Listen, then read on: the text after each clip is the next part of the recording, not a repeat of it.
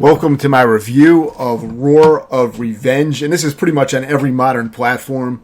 It took me around 1 hour and 37 minutes to beat.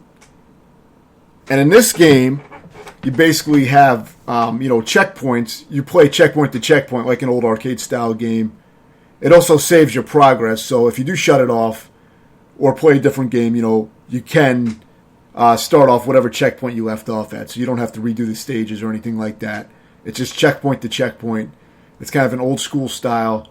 It's a little bit like Rostan, or similar NES 8-bit style action games. Pretty much, it's a lot like a lot of those type of games. It's very much in that style and visual style as well. You got your platforming as you see here, which is usually the platforming aspect of the game is extremely fucking simple by NES standards. So there's not going to be any difficult, I don't even think there's any knockback in the game, meaning if you get hit, I don't think you get knocked back. So you're not going to get knocked into pits by the enemies, though they can interrupt the momentum of your jump and kind of fuck you up. So there is that, I believe, from what I remember, but it's really not difficult from that perspective.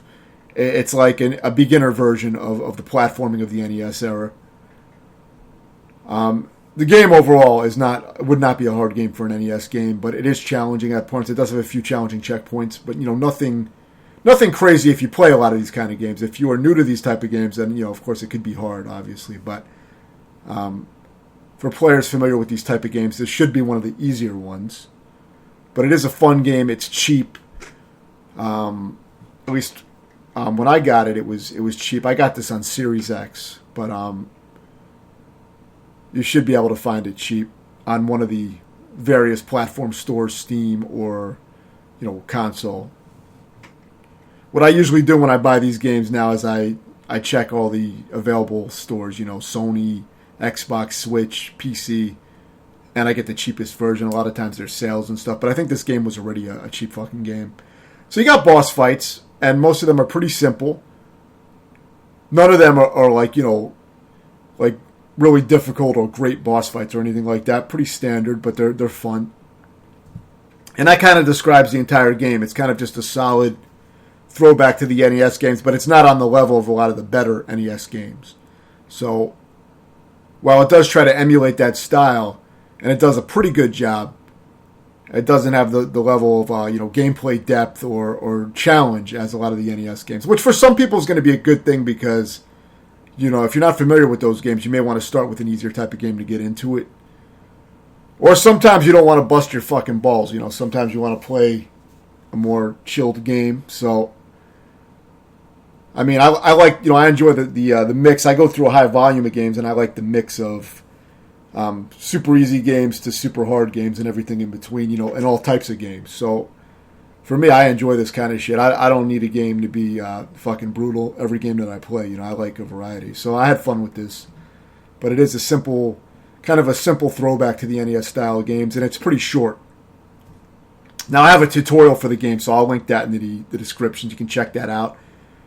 It'll make the game easier to go through, and it might be a good little companion piece while playing the game for entertainment.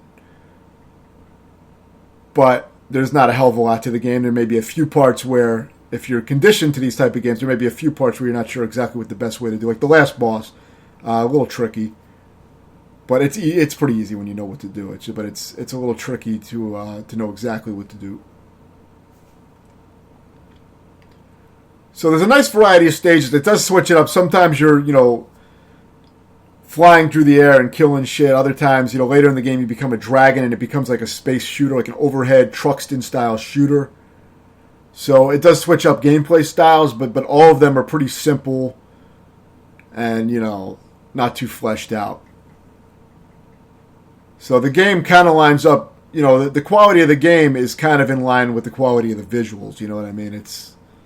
The game looks a little generic, and it is a little generic overall, but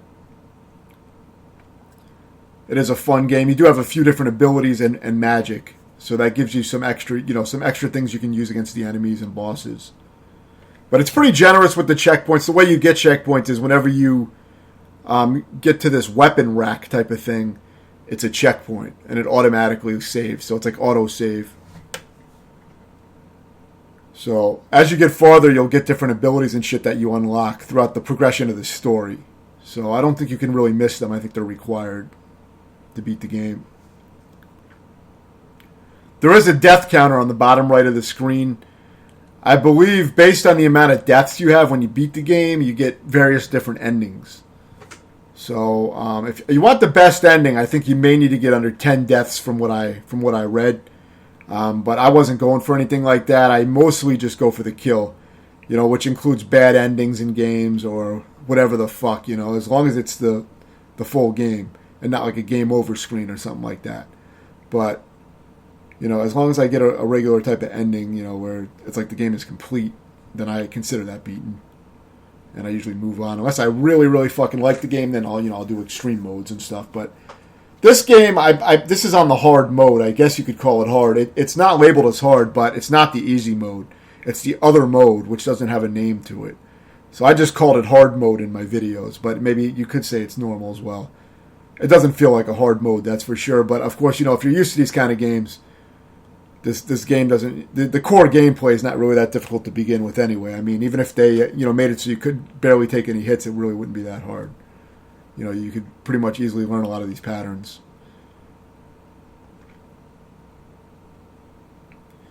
So this is the overhead dragon type of stage, as you saw briefly. But there's no boss at the end, really, or anything, so it's just kind of just fly around and shoot shit, which is cool, but it's a mediocre shooter stage, nothing special at all. So this is the final boss. And the main thing with the final boss, as I'll cover in the tutorial, is pretty much just staying in one place. There's really not much to it, and this is all it does. So it just takes a little while. As long as you are, good at reacting to the shit as it comes, you can get the damage in. And, that pretty much shows you all you need to know about this game. I mean, it's not a long game. It might be about 30 minutes long if I had to guess. I don't remember exactly. I do have it. I do have an edited version on my channel and a tutorial. So check those out.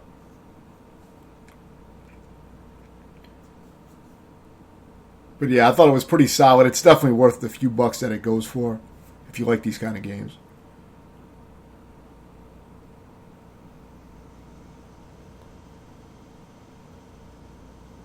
I think I show the full final boss fight here just to show it.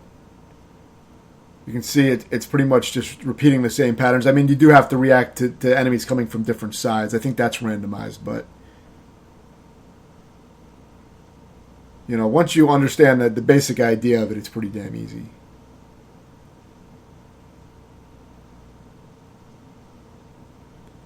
The bosses, there are a lot of bosses that do repeat. Near the end, you have to fight a boss gauntlet of a lot of the same bosses again. So it does kind of copy that style from a lot of retro games where you'd have to do a boss rush at the end with all the bosses you already fought. So it does do some of that, but it's not overly done. But it is a short game, so there's not a shitload of boss fights, but there is a decent amount. But none of them are very stand out.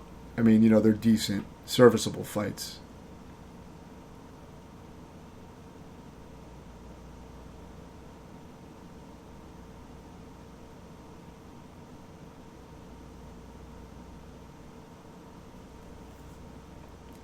And overall, I'd give the game a 6.5 out of 10, which means I think it's a pretty good game. Pretty solid, pretty good game. It's not a standout game or anything like that. It's kind of like just a solid, kind of serviceable side-scroller. Cheap, kind of just fun to play through once. It wouldn't be a game that I would replay. But I do think it's kind of a fun game just to go through once. It's pretty enjoyable. I mean, there are some moments that are not great, like the water level where you're swimming is kind of shitty because the hitbox is huge on your character. The movement is not great. And you have to collect these gems, it's a simple kind of maze-like gameplay, but it's just not very enjoyable, kind of tedious. So it definitely has its weak points, and even its best parts are not that great. It's just kind of a serviceable, fun game in this style. If you have any questions, let me know, and thanks for watching.